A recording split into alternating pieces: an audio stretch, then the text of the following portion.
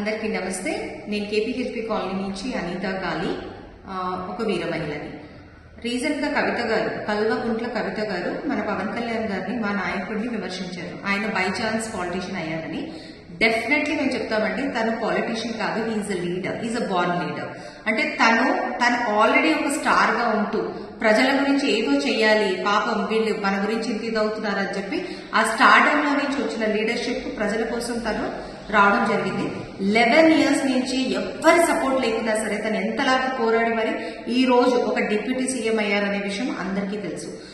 అదే మీరు మీ ఫాదర్ గురించి తీసుకుంటే, మన పాస్ట్ సీఎం గారు కేసీఆర్ గారు ఒక కాకి వచ్చి గద్దెను ఎగరేసుకెళ్ళినట్టు 60 years నుంచి ఎంతో మంది తెలంగాణలో పోరాడి వాళ్ళ లైఫ్స్ వాళ్ళు త్యాగాలు చేస్తే ఆ దాన్ని ఒక అడ్వాంటేజ్ గా తీసుకొని ఆ టైంలో పోరాడి టైంకి దెబ్బేసి తను సీఎం అయ్యారని చెప్పొచ్చు.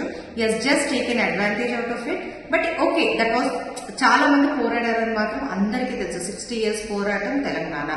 దాంట్లో నుంచి ఇప్పుడు మీరు తీసుకుంటే, కవిత గారు మీ సర్నేమ్ ఏంటంటే అసలు ఈ రోజు కూడా మీ ఫాదర్ ఒక సర్నేమ్ కంటిన్యూ చేస్తారు. మీ హస్బెండ్ పేరు మీరు ఎందుకు అక్కడ పెట్టుకోవట్లేదు? అంటే ఇంకా కేసీఆర్ గారు ఒక ఇంటి పేరు వాడుకుంటూ మీరు ఒక లీడర్ గా ఇచ్చేస్తున్నారు.